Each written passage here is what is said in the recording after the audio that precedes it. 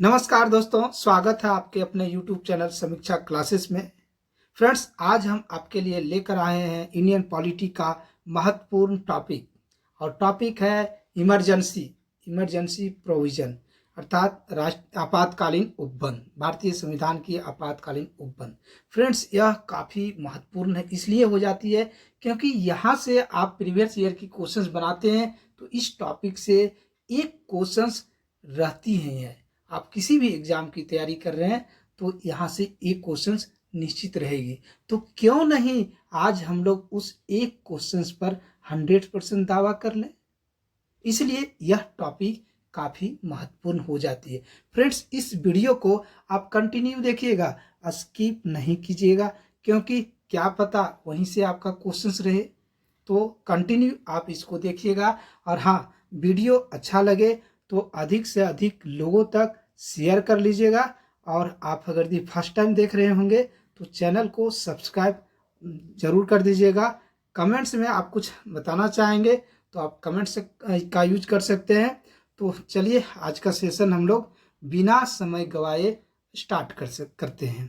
तो चलिए, ये रहा टॉपिक आपातकालीन उपबंध। सबसे पहले हम लोग जानेंगे कि इमरजेंसी प्रोविजन जो है वह भारतीय संविधान के किस भाग में उल्लेख किया गया है। तो हम लोग चलते हैं, भाग की बात करते हैं तो भाग 18 में इमरजेंसी प्रोविजन का उल्लेख किया गया है। आर्टिकल 352 से लेकर 356 में उल्लेख किया गया। ये दो काफ़ी इंपॉर्टेंट पॉइंट्स है, आपका ये ध्यान में रखेंगे। इस आपातकालीन उपबंध का क्या उद्देश्य है? तो उद्देश्य है देश की संप्रभुता, एकता, अखंडता, लोकतांत्रिक राजनीतिक व्यवस्था तथा संविधान की सुरक्षा करना, ये इसका उद्देश्य है। समझ गए हम लोग। देखिए, आपातकालीन स्थिति में केंद्र सरकार सर्वशक्तिशाली हो जाती है और सभी राज्य केंद्र के पूर्ण नियंत्रण में आ जाता है।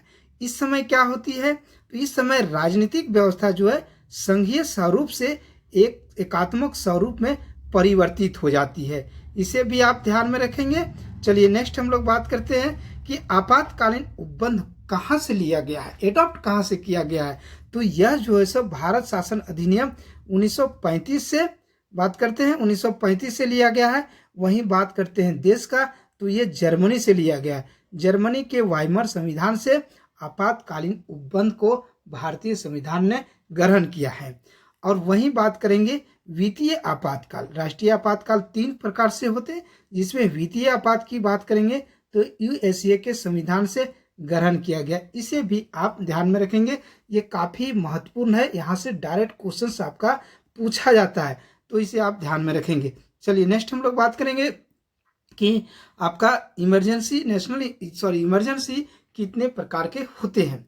तो हमारे संविधान में 3 प्रकार की इमरजेंसी की चर्चा किया गया है, जिसमें पहला बात करेंगे नेशनल इमरजेंसी, राष्ट्रीय आपातकाल, जिसका आर्टिकल 352 में उल्लेख है। वहीं दूसरा राष्ट्रपति शासन, जिसका आर्टिकल 356 में उल्लेख है। और तीसरा वित्तीय आपातकाल अर्थात आर्टिकल 360 में उल्लेख है। इसे आप ध्यान में रखेंगे, यहीं से क्वेश्चन छोटे छोटे एग्जाम्स में फंस जाएगा। और आगे डिटेल जानते हैं हम लोग नेशनल इमरजेंसी। अब सारे चर्चा हम लोग नेशनल इमरजेंसी पर करेंगे। नेशनल इमरजेंसी का उल्लेख आर्टिकल 352 में किया गया है। और कारण क्या है? तो युद्ध है, बाह्य आक्रमण है और सशस्त्र विद्रोह। ये 3 कंडीशन में जो है आपका नेशनल इमरजेंसी लागू होगी। ध्यान में रखिएगा, 1978 से पहले सशस्त्र विद्रोह के जगह पर आंतरिक अशांति के आधार पर देश में इमरजेंसी लागू हो सकती थी, लेकिन 44वां संविधान संशोधन 1978 में आंतरिक अशांति को सशस्त्र विद्रोह के शब्द को सशस्त्र विद्रोह शब्द में विस्थापित कर दिया गया। ये कंप्लीट ध्यान में रखेंगे। राष्ट्रपति आपातकाल की घोषणा केवल मंत्रिमंडल की लिखित सिफारिश पर होने पर ही कर सकती है। देखिए ध्यान में रखिएगा, 1975 में हम लोग देख पाए कि प्रधानमंत्री इंदिरा गांधी के द्वारा बिना मंत्रिमंडल के सिफारिश पर ही लागू करवा दिया गया था, जिसका काफ़ी आलोचना हुई देश में। तो यहाँ पर बाद में हम लोग देखते हैं कि मंत्रिमंडल के लिखित सिफारिश के बाद ही नेशनल इमरजेंसी लागू हो सकती है। चलिए नेक्स्ट हम लोग देखते हैं। नेक्स्ट क्या कहता है? नेक्स्ट है कि नेशनल इमरजेंसी की संसदीय आपको अनुमोदन और समयावधि, मतलब कितना दिनों तक इमरजेंसी रहेगी, इसकी चर्चाएं यहाँ पर है। तो हम लोग ध्यान में रखेंगे कि संसद के दोनों सदनों द्वारा आपातकाल की उद्घोषणा जारी होने के 1 माह के भीतर अनुमोदित करना होगा। राष्ट्रपति आपका घोषणा कर देती है तो उससे काम नहीं चलेगा, 1 महीना के अंदर, ये भी क्वेश्चन पूछा जाता है, कितने दिन के अंदर, तो 1 महीना के अंदर आपको पार्लियामेंट के द्वारा अनुमोदन करना पड़ेगा। और यह अनुमोदन जो है, यह अनुमोदन आपका विशेष बहुमत द्वारा करना होगा, जो 2/3 बहुमत से होती है। यदि संसद के दोनों सदनों से इसका अनुमोदन हो गया, अर्थात समर्थन मिल गया, बहुमत पारित हो गई, तो आपातकाल 6 माह तक जारी रहेगा। ध्यान में रखिएगा, आपातकाल कितना दिन तक, 6 माह तक जारी रहेगा। और प्रत्येक 6 माह में संसद अनुमोदन से इसे अनंत काल तक बढ़ाया जा सकता है। ध्यान में रखेंगे, इसको कितने दिनों तक, अनंत काल तक। उसकी आखिरी सीमा निर्धारित नहीं है कि कब तक, ये डिसाइड होगी उस परिस्थिति का क्या कंडीशन होती है, उस पर आपको निर्भर करेगी। राष्ट्रीय आपातकाल की उद्घोषणा संपूर्ण देश अथवा देश के किसी भी भाग पर लागू हो सकती है, पार्टिकुलर सेक्टर पर भी लागू हो सकती है। चलिए नेक्स्ट बात करते हैं हम लोग, उद्घोषणा की समाप्ति। तो समाप्ति कैसे किया जाएगा, ये हम लोग बात कर रहे हैं। देखिए, समाप्ति करने के लिए आपको संसद की अनुमोदन जरूरत नहीं है, सिर्फ आपका लोकसभा आपको समाप्ति के लिए काफ़ी है। लोकसभा की कुल सदस्य की 1/10 यानी 1/10 सदस्य स्पीकर को एक लिखित नोटिस दिया जाएगा और उनके द्वारा 14 दिन के अंदर जो है सो ये प्रस्ताव जो है सो स्वीकार कर लिया जाता है। तो सदन की आपको अस्वीकार करने के लिए यानी उद्घोषणा को समाप्त करने के लिए सदन की एक विशेष बैठक बुलाई जाएगी और वहां पर लोकसभा में साधारण बहुमत से पारित करके ये नेशनल इमरजेंसी को समाप्त किया जा सकता है। ये हम लोग समझ पाए कैसे समाप्त होगी, यानी लोकसभा की महती भूमिका इसमें है। अब इसका देखिए, आपको इमरजेंसी जो है, नेशनल इमरजेंसी, इसका क्या इम्पैक्ट पड़ेगा, क्या प्रभाव पड़ेगा, ये हम लोग बात करते हैं। तो इसका राजनीतिक तंत्र पर एक दूरगामी प्रभाव पड़ता है, जिसमें हम लोग पहला देखते हैं केंद्र राज्य संबंध। केंद्र राज्य संबंध पर इसका क्या इम्पैक्ट पड़ेगा ये देखते हैं, जिसमें हम लोग कार्यपालिका संबंधी प्रभाव देखेंगे। कार्यपालिका संबंधी प्रभाव जो है वह केंद्र को किसी भी राज्य को किसी भी विषय पर कार्यकारी निर्देश देने की शक्ति प्राप्त हो जाता है। देखिए, केंद्र को आपको राज्य को किसी भी कार्यपालिका संबंधी शक्ति में अपना निर्देश देने की शक्तियां प्राप्त हो जाती। कहने का मतलब ये है कि राज्य सरकार जो है सो केंद्र के पूर्ण नियंत्रण में हो जाता है, हालांकि उसकी निलंबन नहीं होती। ध्यान में रखेंगे, उसकी निलंबन नहीं होगी। राज्य सरकार अपने जो संविधान तरीके से शासन संचालित करेंगे, उसकी निलंबन नहीं होगी। हाँ, लेकिन नियंत्रण में केंद्र के नियंत्रण में रहेगी। ये कार्यपालिका प्रभाव देखें। विधायी प्रभाव की बात करते हैं तो देखिए, जो शक्तियों का डिवीजन जो है 7वीं अनुसूची में, वो आपको राज्य सूची, संघ सूची और समवर्ती सूची। संघ सूची में आपको केंद्र सरकार कानून बनाती है, राज्य सूची में राज्य सरकार कानून बनाती है, जबकि समवर्ती सूची में दोनों बनाती है। तो यहाँ पर देखेंगे, इस स्थिति में राज्य सूची में जो वर्णित विषय है उस पर कानून बनाने का अधिकार संसद को मिल जाता है। ये एक प्रभाव हम लोग विधायी में देखते हैं। जबकि बात करेंगे वित्तीय प्रभाव, तो वित्तीय प्रभाव में क्या होगा, केंद्र से राज्यों को जो मिलने वाला धन है, जो आपका अनुदान हो गया, वित्तीय अनुदान हो गया, तो उसे कम भी किया जा सकता है अथवा समाप्त भी किया जा सकता है। ये ध्यान में रखेंगे। बात करते हैं लोकसभा राज्य विधानसभा के कार्यकाल पर कुछ प्रभाव पड़ेगा क्या, तो उसकी बात करते हैं। जी बिल्कुल पड़ेगा। तो देखिए, राष्ट्रीय आपातकाल के समय संसद द्वारा विधि बना करके एक समय में 1 वर्ष के लिए आपको संसद का कार्यकाल आपका संसद लोकसभा का जो है उसका कार्यकाल 1 साल के लिए बढ़ाया जा सकता है, क्योंकि चुनाव नहीं करवाना पड़ेगा उस समय, परिस्थितियां विपरीत हो तो 1 साल के लिए बढ़ाया जा सकता है। ये कितना दिनों के लिए, ये तय करेगी आपका सिचुएशन किस टाइप का है, उस पर 1 साल के लिए हम बढ़ाएंगे। इसी प्रकार हम लोग देखेंगे आपको राज्य विधानसभा, वहाँ पर भी एक बार में 1 साल बढ़ाएंगे। और यह भी आपको अनलिमिटेड बढ़ाया जा सकता है, ये तय होगी परिस्थितियाँ। अगर यदि परिस्थितियाँ ठीक हो जाए तो हम एक्सटेंड नहीं करेंगे। और यहाँ पर ध्यान में रखिएगा, जब आपातकाल की समाप्ति हो जाती है तो अधिकतम 6 माह के अंदर जो है सो चुनाव करवा लिया जाएगा, सेशन जो है सो उसके बाद नहीं बढ़ाया जाएगा। तो ये कुछ इम्पैक्ट देखे हम लोग नेशनल इमरजेंसी की। बात करते हैं कि आपका मौलिक अधिकार पर क्या इम्पैक्ट पड़ेगा। जो भारतीय नागरिकों को जो फंडामेंटल राइट भाग 3 के तहत मिला है, उसमें किसी प्रकार का इम्पैक्ट पड़ेगा क्या? तो जी बिल्कुल पड़ेगा। इसका उल्लेख हम लोग देखते हैं, आपको आर्टिकल 358 और 359 में उल्लेख किया गया है। ये ध्यान में रखिएगा कि आपको नेशनल इमरजेंसी के समय जो फंडामेंटल राइट में आपका रुकावट आती है अथवा प्रभाव पड़ती है, इसका उल्लेख किस आर्टिकल में किया गया है? तो 2 आर्टिकल है, 358 और 359। 358 क्या कहता है?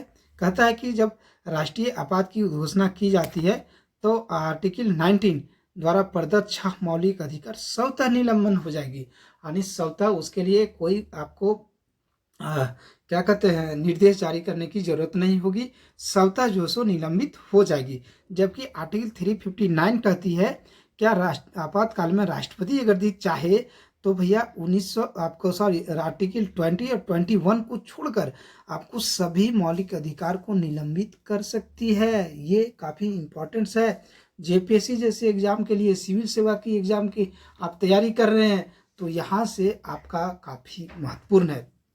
फ्रेंड्स, आपको बता दें ये जो हम लोग टॉपिक लिए हुए हैं, इसी तरह हम लोग सारे टॉपिक की चर्चा करेंगे। आपको बता दें इतनी डिटेल से हम लोग कोशिश करेंगे कि इसके अलावे बाद आपको ना तो कोई वीडियो देखने की ज़रूरत होगी, ना तो कोई नोट्स पढ़ने की ज़रूरत होगी, ना तो कोई किताब पढ़ने की ज़रूरत होगी। बस इसको बार बार आप देख लीजिएगा। इससे बेहतर हम कोशिश करेंगे कि इससे बेहतर और नहीं हो, हम बेहतर से बेहतर देने की कोशिश करेंगे। इसके बाद में इससे जितने भी महत्वपूर्ण प्रश्न बनेंगे उसकी भी हम चर्चा करेंगे। तो चलिए अब बात करते हैं। देश में अभी तक 3 बार जो सो नेशनल इमरजेंसी लागू हुई। कितनी बार? 3 बार। ध्यान में रखेंगे। जिसमें बात करते हैं पहली नेशनल इमरजेंसी कब लागू हुई, तो अक्टूबर 1962 में लागू हुई, जो जनवरी 1968 तक चलती है। यह क्यों लागू हुई थी? क्योंकि चीन ने भारत पर अटैक किया था। यह अटैक कहाँ हुई थी? तो अरुणाचल प्रदेश में आपको नेफा नॉर्थ ईस्ट फ्रंटियर एजेंसी, और यहीं पर आपको इमरजेंसी लागू हुई थी। ये भी ध्यान में रखेंगे। दूसरी इमरजेंसी जो लागू होती है वो 1971 में होती है, 1971 में, और रीजन होती है पाकिस्तान का भारत पर आक्रमण अथवा भारत पाक युद्ध कह सकते हैं। और तीसरी बात जून 1975 में लागू होती है। ये दोनों समय में हम लोग देखते हैं राष्ट्रपति फखरुद्दीन अली अहमद और प्रधानमंत्री इंदिरा गांधी थी। और तीसरा हम लोग देखते हैं, ये जो तीसरी आपातकालीन 1975 में लगती है, इसका रीजन होता है आंतरिक उपद्रव, यानी देश के अंदर आंतरिक उपद्रव हो गया था, जिसके कारण इंदिरा गांधी के द्वारा आपका नेशनल इमरजेंसी लागू किया गया था। दूसरी और तीसरी दोनों ही आपातकाल की समाप्ति आपको मार्च 1977 में हो जाती है। तो ये फैक्ट्स आप ध्यान में रखेंगे। इस तरह की क्वेश्चंस आपके एग्जाम में छपी रह सकती है, तो यहाँ से भी आपका क्वेश्चन सब नहीं छूटना चाहिए। नेक्स्ट बात करेंगे हम लोग राष्ट्रपति शासन। अब बात करते हैं राष्ट्रपति शासन। तो राष्ट्रपति शासन का जो उल्लेख है वो आर्टिकल 356 के अंतर्गत उल्लेख है। ये हम लोग ऑलरेडी देख चुके हैं। इसमें आर्टिकल 355 ये कहती है कि इस कर्तव्य के लिए केंद्र इस कर्तव्य के लिए विवश करती है केंद्र को कि प्रत्येक राज्य सरकार संविधान की प्रबंध व्यवस्था के अनुरूप ही कार्य करेगी। अगर यदि उसके विपरीत कार्य होती है तो आपका राष्ट्रपति शासन की घोषणा हो सकती है आर्टिकल 356 के अंतर्गत। तो यहाँ पर कहता है इस कर्तव्य के अनुपालन के लिए केंद्र जो है सो आर्टिकल 356 के अंतर्गत राज्य में संवैधानिक तंत्र के विफल हो जाने पर राज्य सरकार को अपने नियंत्रण में ले सकता है, जिसे सामान्य रूप से राष्ट्रपति शासन के रूप में जाना जाता है। इसे आपका अराज्य आपात अथवा संवैधानिक आपातकाल के रूप में जाना जाता है। ये आप ध्यान में रखेंगे। चलिए नेक्स्ट हम लोग देख लेते हैं। राष्ट्रपति शासन अनुच्छेद 356 के अंतर्गत 2 आधार पर घोषित किया जा सकता है। देखिए राष्ट्रपति शासन 356 के तहत लागू होगी और इसकी आधार जो है सो 2 तरह से है, 2 आधारों पर घोषित किया जा सकता है। अनुच्छेद 356 और 365 के आधार पर। अब क्या है 356 और 365 ये देखते हैं। तो 356 ये कहता है कि जब राज्य सरकार संविधान के उपबंधों के अनुरूप नहीं चल रही हो तो राष्ट्रपति 356 के प्रयोग करते हुए आपको राष्ट्रपति शासन की घोषणा करती है। जब संविधान के अनुरूप, कहने का मतलब है कि राज्य में आपको एक बहुमत दल का नेता होता है जिसकी बहुमत प्राप्त होता है। कभी बहुमत जब नहीं हो, गठबंधन की सरकार नहीं बन पा रही है, ऐसी विकट स्थिति में हम लोग देखते हैं कि राष्ट्रपति शासन की घोषणा कर सकती है राष्ट्रपति के द्वारा। अनुच्छेद 365 ये कहता है कि यदि कोई राज्य केंद्र द्वारा दिए गए निर्देशों का पालन करने अथवा उसे प्रभावी करने में असफल रहती है तो राष्ट्रपति 356 का प्रयोग कर राष्ट्रपति शासन लागू कर सकती है। तो ये दो कारण की चर्चा आपको किया गया है आर्टिकल 356 और आर्टिकल 365 में। चलिए नेक्स्ट हम लोग बात करेंगे आपका राष्ट्रपति शासन की अनुमोदन और समयावधि क्या है, इसकी बात करेंगे। तो यहाँ ध्यान में रखेंगे कि राष्ट्रपति शासन के प्रभाव की घोषणा जारी होने के 2 माह के भीतर, वहाँ पर 1 माह था, यहाँ पर 2 माह के भीतर संसद के दोनों सदनों द्वारा अनुमोदन हो जाना चाहिए। और यह अनुमोदन आपका सामान्य बहुमत से है, जबकि नेशनल इमरजेंसी में हम लोग देखें कि वहाँ पर विशेष बहुमत की जरूरत होती है। यदि दोनों सदनों द्वारा स्वीकृत हो तो राष्ट्रपति शासन 6 माह तक बढ़ाया जा सकता है और इसे अधिकतम 3 वर्ष की अवधि के लिए संसद की प्रत्येक 6 माह की स्वीकृति से बढ़ाया जा सकता है। यानी प्रत्येक 6 माह करके हम अधिकतम 3 साल तक आपको राष्ट्रपति शासन लागू कर सकते हैं। इस समय वर्तमान स्थिति में जो प्रावधान है इसकी चर्चा कर रहे हैं। इसके 1 वर्ष के पश्चात राष्ट्रपति शासन 6 माह के लिए केवल तब बढ़ाया जा सकता है जब निम्न परिस्थितियां हो। परिस्थितियां क्या है?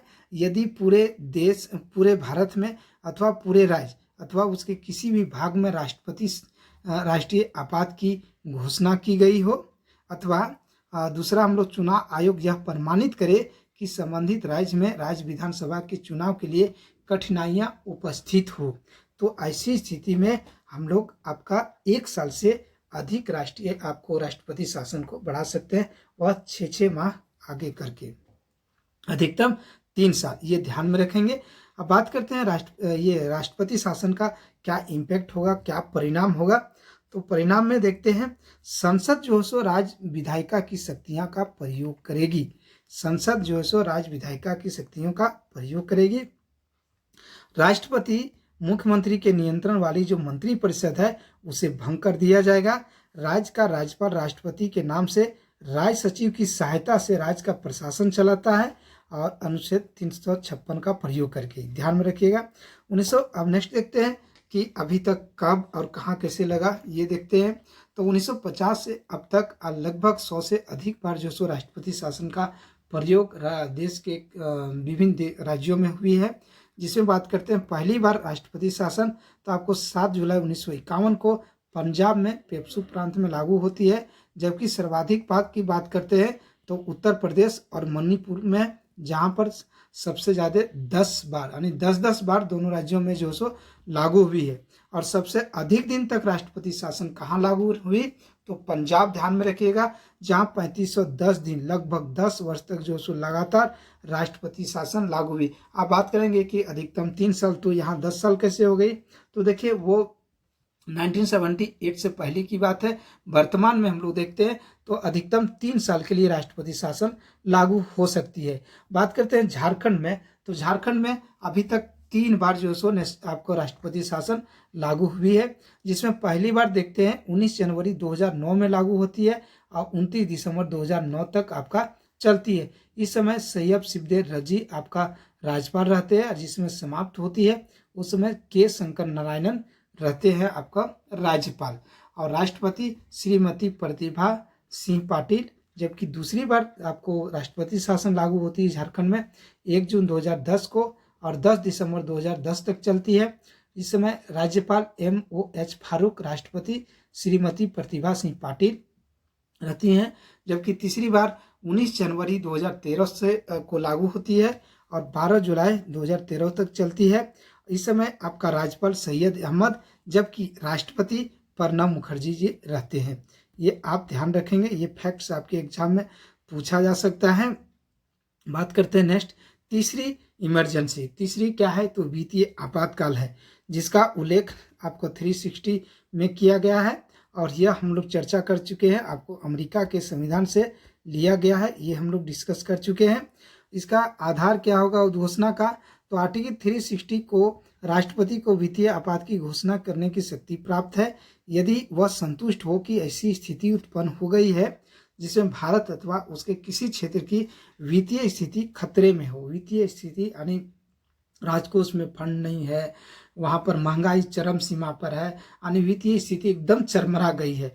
ऐसी स्थिति में आपका ये वित्तीय आपात की घोषणा हो सकती है। वित्तीय आपात की घोषणा घोषित तिथि के 2 माह के भीतर आपको संसद की स्वीकृति अनिवार्य होगी और अधिकतम समय सीमा निर्धारित नहीं है, जैसा कि हम लोग नेशनल इमरजेंसी में देखते हैं, वहाँ पर भी नहीं है।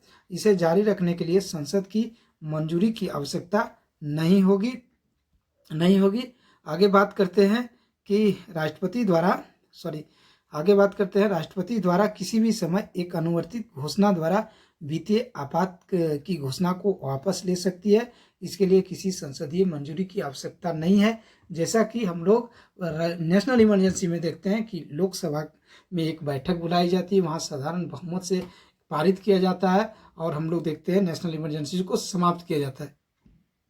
वैसा यहाँ पर संसदीय मंजूरी की आवश्यकता नहीं होती है, सिर्फ राष्ट्रपति की आपका के द्वारा वापस लेने की घोषणा किया जा सकता है, इसके बाद खत्म हो जाएगा। प्रभाव में क्या पड़ेगा? तो हम लोग देखते हैं जो भी उच्चाधिकारी है, राष्ट्रपति हो गया, जजेज हो गए, इन लोग की सैलरी डिडक्ट कर लिया जाएगा और जो भी बात करेंगे जो फंड है वह आपका केंद्र जो सो राज्यों को निर्देश देगी, उसके अनुसार जो सो आपका राजकोष का निर्धारण किया जाएगा। ये कुछ प्रभाव है। अब बात करते हैं कि इस टॉपिक से क्या महत्वपूर्ण क्वेश्चन पूछी जाएगी, उससे संबंधित हम लोग चर्चा करेंगे।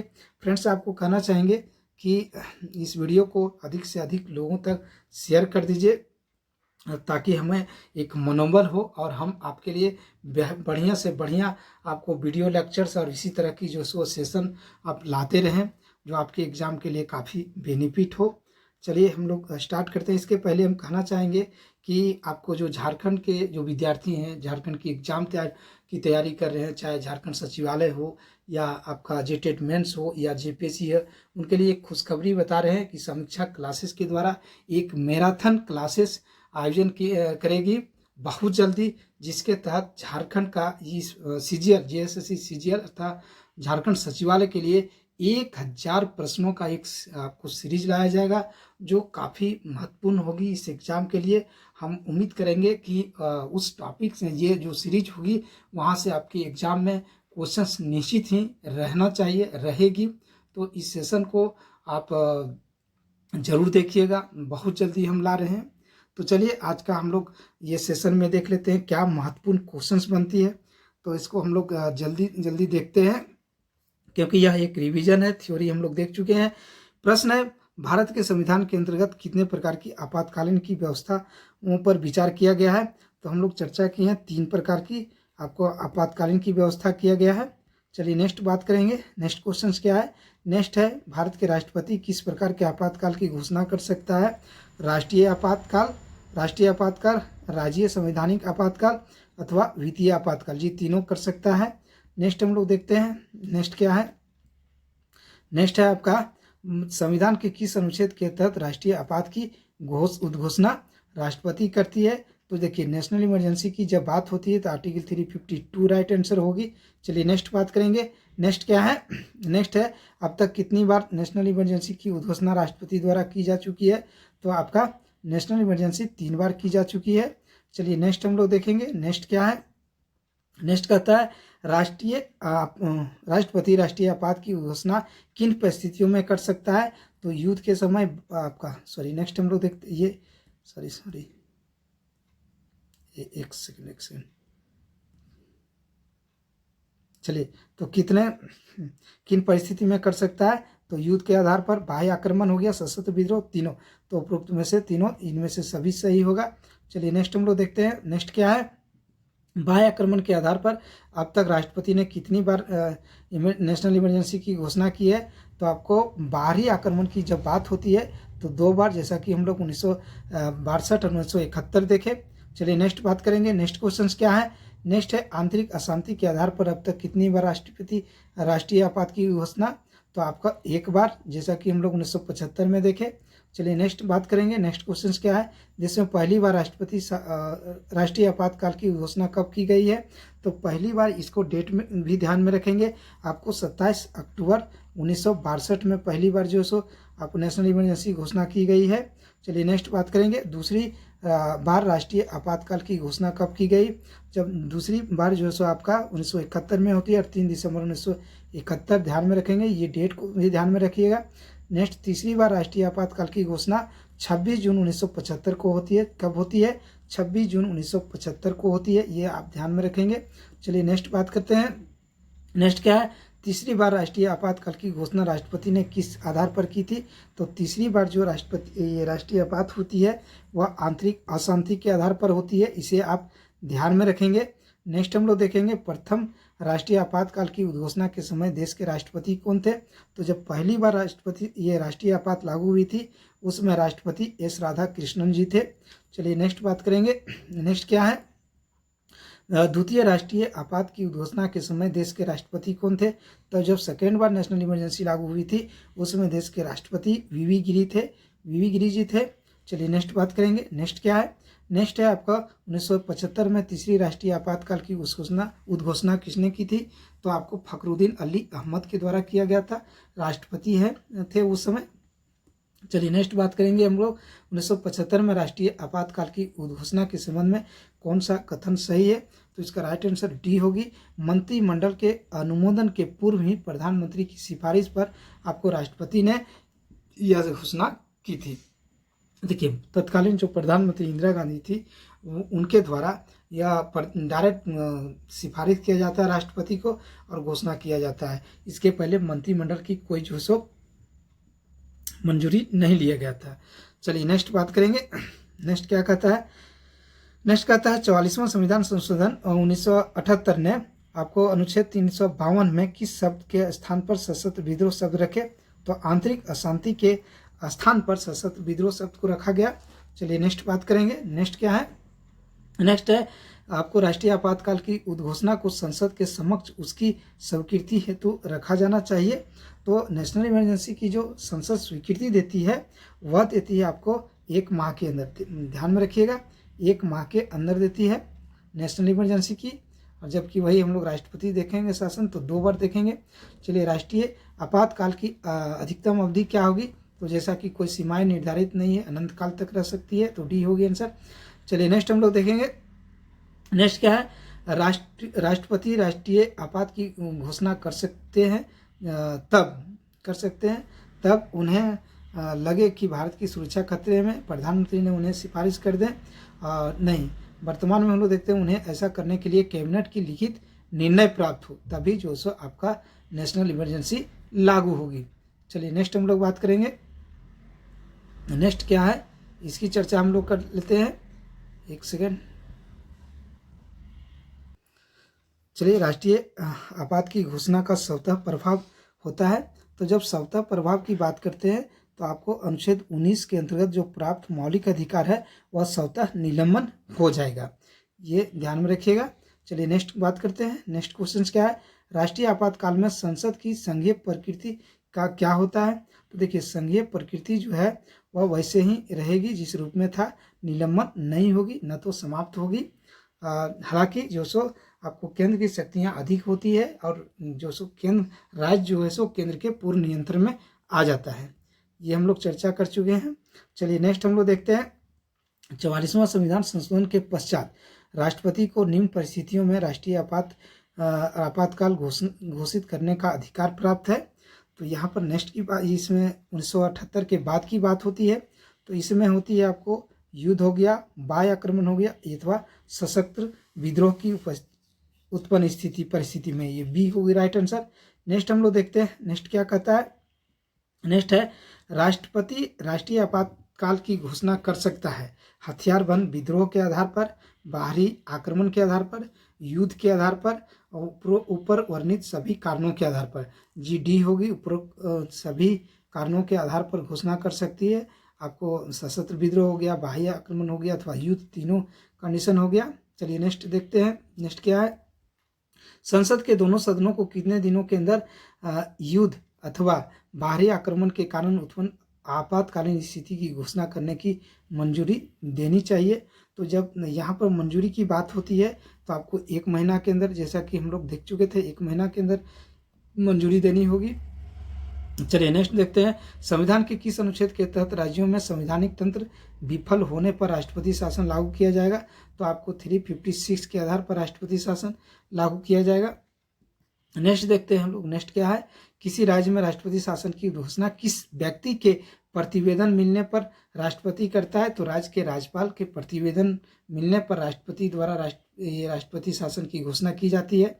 नेक्स्ट देखते हैं हम लोग, राज्य में राष्ट्रपति शासन से तात्पर्य राज्य के किसके शासन से है। तो राज्य के राज्यपाल के शासन से है, ये ध्यान में रखेंगे। नेक्स्ट हम लोग देखते हैं, नेक्स्ट कहता है आपका, राष्ट्रपति द्वारा राज्यों में राष्ट्रपति शासन उद्घोषणा के कितनों दिनों के भीतर संसद आपको स्वीकृति देगी। तो संसद आपका 2 माह के अंदर स्वीकृति देगी राष्ट्रपति शासन में, जबकि हम लोग नेशनल इमरजेंसी में 1 महीना की बात करते हैं। नेक्स्ट हम लोग देखते हैं, किसी राज्य में राष्ट्रपति शासन की प्रारंभिक अवधि कितनी होती है। तो प्रारंभिक अवधि आपको 6 माह होगी, ये आप ध्यान में रखेंगे। चलिए नेक्स्ट बात करेंगे।